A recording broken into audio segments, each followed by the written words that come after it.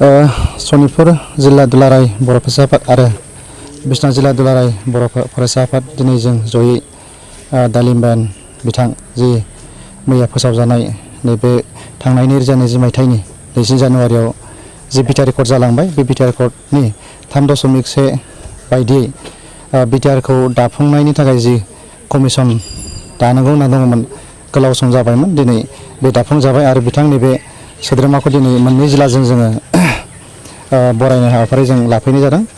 जों बिनि गेजेरजों फोथायदों थाबैनो मोनसे 6 दाननि गेजेराव जि समायसीमा खानानै होदों बिनि गेजेराव कमिसना मोजां खामानि मावनानै जोंनि सनितपुर आरो बिश्वनाथ जिल्लानि जि जोंनि बर' आफादफ्रा बिनाय बायदि जों साबमिट खालामखानाय जि दङ बिथांमोना नायफामनानै मोजाङै मावफुंगोन होननानै जों आसा बायदि खालामदों आरो बिथाङा जोंनि सिगाङाव फोरमायथिदों जि गामिफोरखौ नोंथांमोना बिनाय बायदि बेखौ मोजाङै कमिसननि गेजेरजों सावरायनानै सोनाय जागोन होननानै बिथाङा खोन्थादों।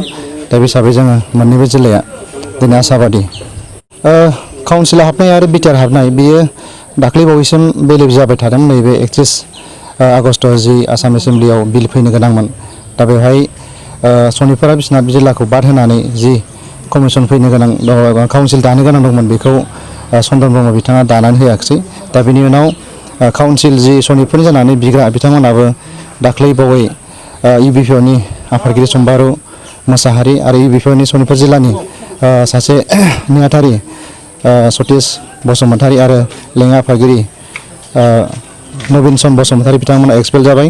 दा एक्सपेल जानायाव जों नुनो मोन्दों बिथांमोना गासै मोनबासो दखराफ्रा बिथांजों लोगोसे गासिबो रिजाइनेसन होजोब्बाय। दा गोख्रोङै इउबिपिअ जानानै सनितपुराव बेबायदि काउन्सिल हाबनो लुबैग्रा बिदि गैलिया। दा जों रायजोफोरनि गेजेराव सावरायदों बांसिनानो जोंनि 100% सनितपुरनि बर'फ्रा बिटिआर हाबनायखौसो लुबैयो बिथांमोना खुनु काउन्सिलाव थानायखौ लुबैया। जिहेथु गहपुराव 537 जन मुंख्लं जाबाय आरो एनडिएफबिनि जोनोमा उदालगुरियाव जादोंमोन खिन्थु बे सनितपुर जिल्लानि राङापारानि लालबरिया हाजोआव एनडिएफबिनि दावहा नांजेननाय आदब खायदा जादोंमोन। दा एनडिएफबिनि बैसोमुनि गबिन्द बसुमतारी सारमोना बुंनाय बायदि बै जायगाखौ गारनानै खुनु सुक्ति खालामो होननानै बिथांमोना बुंखादोंमोन। दा नैबे एकर्डआव मोनसे दफा लाफैनाय गेजेरजों सनितपुरखौ बिथांमोना सजं होनानै खोथा होनाय बायदि दा नैबे कमिसननि गेजेरजों जोंनि सनितपुरबासिया हाबफागोनखौ जों आसाबादि। दा बेनिखायनो दिनै जों सनितपुरबासि आरो बिश्वनाथ जिल्लानि जेसेबां बर'फोर दङ बिथांमोना काउन्सिलखौ लुबैग्रा सासेबो गैखाया। साफा सानै जि बिथांमोना दङमोन बिथांमोना अनजिमाया दा खमायलांगासिनो दङ आरो बिथांमोननि खोथा बायदि जों सनितपुर आरो बिश्वनाथ जिल्लानि सुबुंफ्रा रावबो आवगायनाय नङा। जोङो नैबे बिटिआर हाबनो थाखायसो जोङो गोसो होदों आरो मैया जि कमिसन दानाय बेखौ जोङो सनितपुरनि गासै रायजो राजाफ्रा गोजोननायजों लोगोसे बेखौ रंजानाय मोनदों। दालिमबान बे बिथांखौ जोङो जयेनलि मोननै जिल्लानि दैदेनगिरि जानानै बिथांखौ जों लोगो हमफैदों। बिथांखौ जों बरायदों।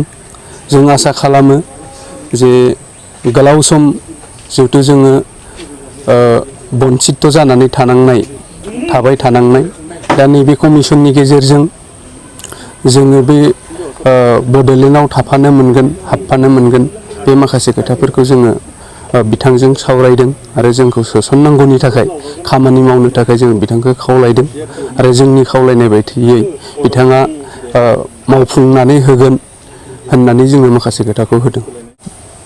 दाख्लैसिम कमिसन जायैनि सिगांसिम हयथ' माखासे जिल्लाफ्राव जोंनि जिल्लायाव काउन्सिल आरो बिटिआर ओनसोलाव हाबनाय हाबिखौ लानानै गोबां बेले बेजे जादों।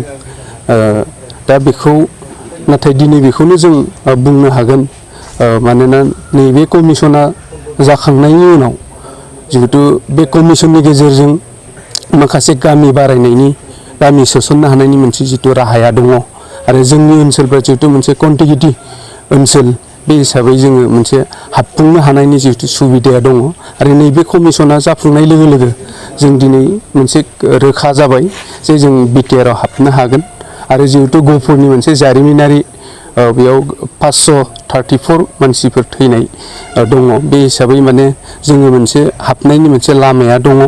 दा बेयाव जोंनि जिल्लायाव बेबायदि जेबो काउन्सिलाव थानायनि बाथ्रा फैया आरो साफा सानै दैदेनगिरिफ्राबो हयथ' नैबे कमिसना जानायनिफ्राय मैयानिफ्राय हयथ' बिथांमोनाबो रोखायै माने हमदांनो हादों जे जोंनि ओनसोला माने बिटिआर ओनसोलाव हाबनो हासिगौ बेखौ मोनसे हयथ' बिथांमोनाबो हमदांनो हादों। दा दा बिनि उननिफ्राय कमिसननि उननिफ्राय मैयानिफ्राय जों सानो जोंनि रायजोनि गेजेराव बेबायदि बेले बेजेया हयथ' थानाय नङा होननानै जों सानो। बिश्वनाथ जिल्लानि रायजो राजाखौ बेखौनो खावलायदों जोंनि गेजेराव बेबायदि बुल बुजाबुजि आरो सोरनिबा फाव फान्दायनायजों सोरबा माने BKWCआव थानायनि खोथा फाव फान्दायनायजों जों रायजो राजाफ्रा थाङा।